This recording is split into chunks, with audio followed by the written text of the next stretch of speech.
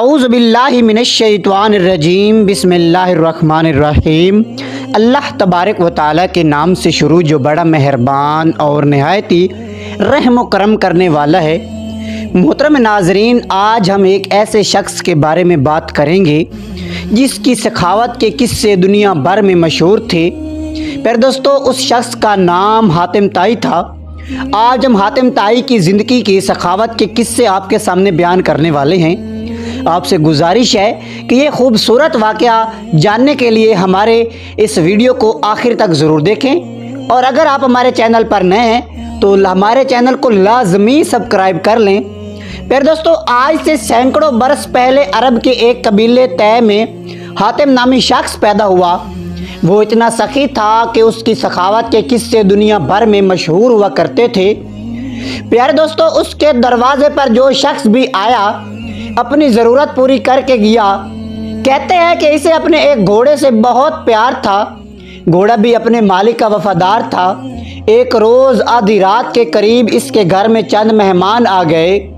اتفاق کی بات ہے کہ اس وقت حاتم طائی کے پاس اپنے مہمانوں کی دعوت کے لیے کچھ نہیں تھا، اور رات کے وقت اس کا انتظام کرنا بھی بہت مشکل تھا۔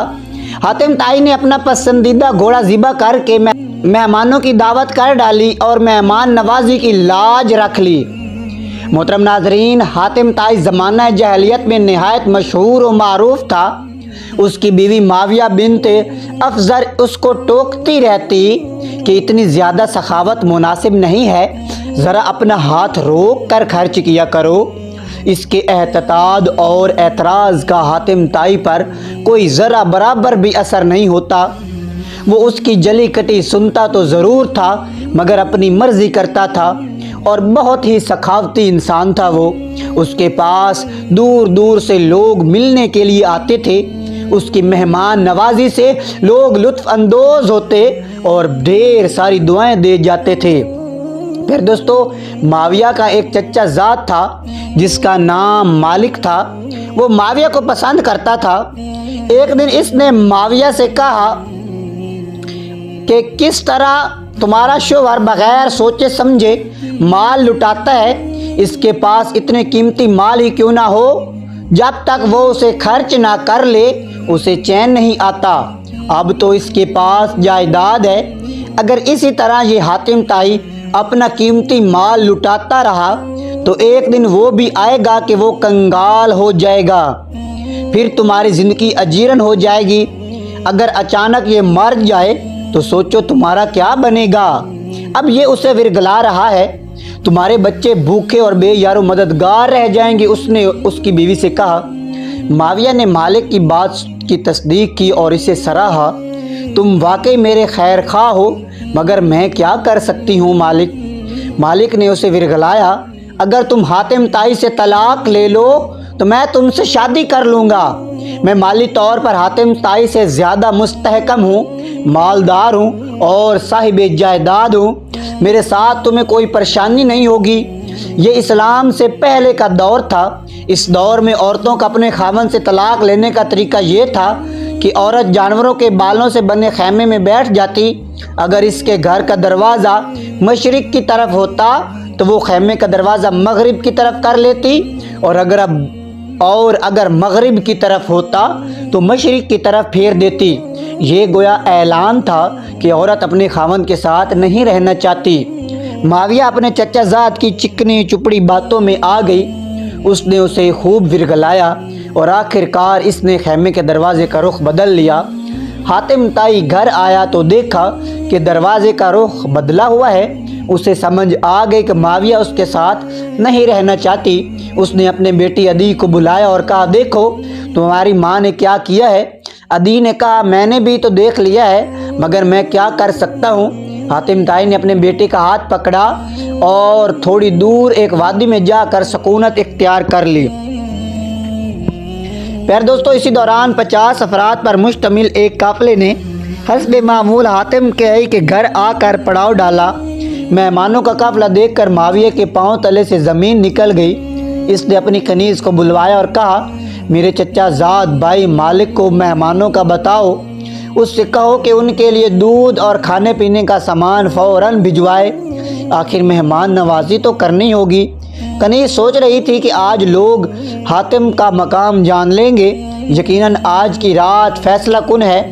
कनीज़ मालिक के पास गई और माविया का पैगाम दिया।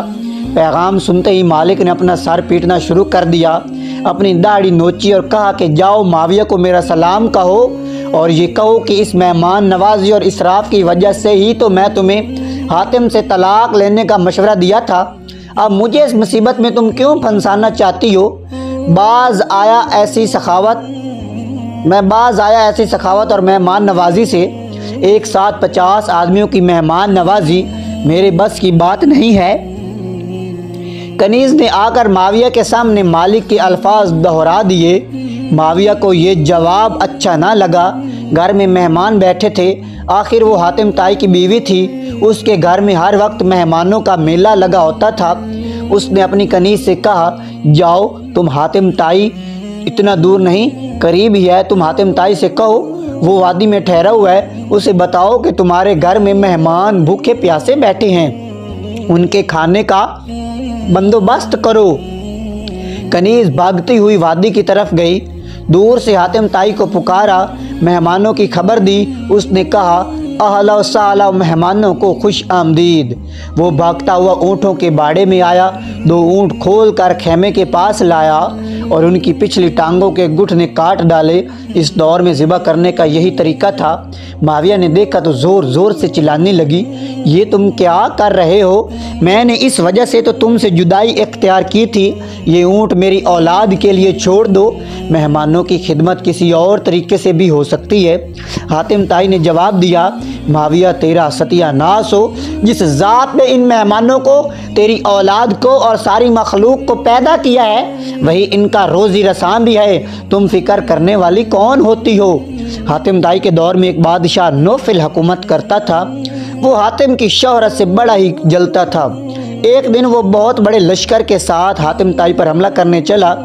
जब हातिम ताई को पता चला तो उसने सोचा कि मेरी वजह से बहुत से आदमी मारे जाएंगे, इस बड़ी खूनरेज़ी होगी, इसका ज़िम्मेदार मैं ही होऊंगा, इन सब का अजाब मुझ पर ही होगा। इसलिए हातिम ताई वहाँ से भाग खड़ा हुआ और गार में जाकर छुप गया।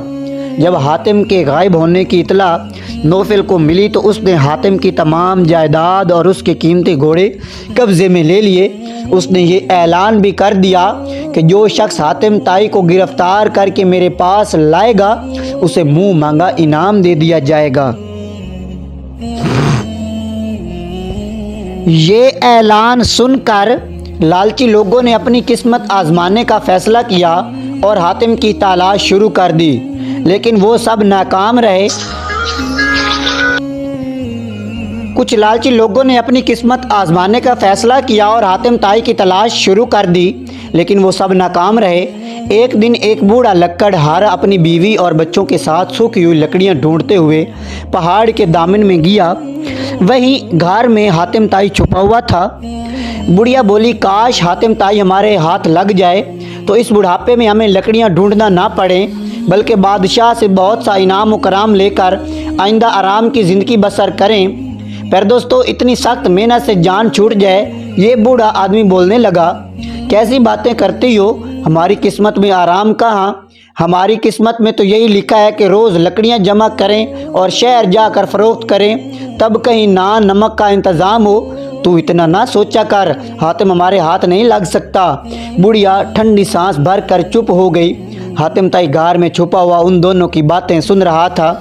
पर दोस्तों, अब आपने आगे ये वाक़या सारा सुनना है, क्योंकि अब जो असल बात मैं आपको हातिम ताई की सखावत के बारे में बताने वाला हूँ, वो असल में ये है। उसने सोचा, हातिम ताई ने सोचा कि मेरी ज़िंदगी से क्या फ़ायदा? जिस इंसान के दिल में रहम नहीं, वो इंसान ही नहीं। हातिम गार से बाहर आ गया और बूढ़े लकड़हारे और बुढ़िया से मुखातिब होकर बोला, तुम लोग मुझे नौफल बादशाह के पास ले चलो और अपना इनाम पाओ, ताकि तुम्हारी आइंदा ज़िंदगी आराम से गुजरे। बूढ़े लकड़हारे ने कहा, हम ऐसा नहीं कर सकते, ना जाने बादशाह तुम्हारे साथ कैसा सलूक करेगा। अगर उसने तुमको जान से मार दिया तो गुनाह हमारे हिसाब में लिखा जाएगा, हम ऐसा नहीं कर सकते। हातिम ने कहा, तुम लोग ऐसा नहीं कर सकते तो मैं बादशाह के पास जाता हूँ, वहाँ जाकर कहूँगा कि मुझे गिरफ्तार कर लो और इन दोनों ने मुझे तलाश किया है, उन्हें इनाम दो। बूढ़ा लकड़हारा ये सुनकर हंस और हातिम ताई से बोला, ये तो भलाई के बदले बुराई है। अभी ये बातें हो ही रही थी कि बहुत से लोग जमा हो गए। उन सब ने इनाम के लालच में हातिम ताई को घेर लिया और इसे लेकर नौफल के दरबार में पहुंच गए। वहाँ कहा, हमने हातिम ताई को तलाश किया है, इसलिए हमें इनाम दिया जाए। उन लोगों के साथ बूढ़ा लकड़हारा और बुढ़िया भी बादशाह के दरबार में पहुंचे और एक कोने में खामोश खड़े हो गए। प्यारे दोस्तों, हातिम ने बादशाह से कहा, ऐ बादशाह नौफल, ये सब झूठे हैं। मुझे तो उस कोने में खड़े हुए बूढ़े और बुढ़िया ने तलाश किया। नौफल बादशाह ने बूढ़े लकड़हारे को अपने करीब बुलाया और पूछा, क्या हातिम सच बोल रहा है? बूढ़े लकड़हारे ने तमाम वाक़या सच सच बयान कर दिया और बादशाह को बताया, हातिम सिर्फ हमारी मदद की खातिर अपने आप को गिरफ्तार कराने आया है। नौफल बादशाह हातिम की जुर्रत और हिम्मत पर बहुत हैरान हुआ और बोला, ऐ हातिम, तू वाकई बहुत सकी है। तेरी सखावत के चर्चे गलत नहीं हैं। मैं तुझसे वाकई दोस्ती करना चाहता हूँ। तू अपनी जान की परवाह किए बगैर बूढ़े लकड़हारे की मदद करने के लिए तैयार हो गया। नौफल ने बूढ़े लकड़हारे को बहुत सा इनाम दिया।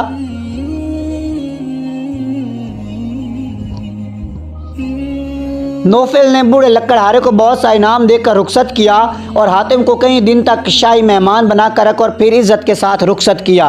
प्यारे दोस्तों, ये था एक सखावत का किस्सा। उम्मीद करता हूँ आपको ये वाक़या हमारा पसंद आया होगा। आपसे एक बार फिर गुजारिश है, अगर आप हमारे चैनल पर नए हैं तो हमारे चैनल को लाजमी सब्सक्राइब कीजिए। और प्यारे दोस्तों, इस वाक़े के बाद, हर वाक़े के बाद तकरीबन मैं बताता हूँ और आपसे गुजारिश करता हूँ कि काइंडली आप मुसलमान होने के नाते, अगर आप मुसलमान हैं तो 5 वक्त नमाज को अपने जिस्म पर लागू करें। ये एक फ़र्ज़ है जो अल्लाह तबारक व तआला ने हम पर नमाज फ़र्ज़ की है। 5 वक्त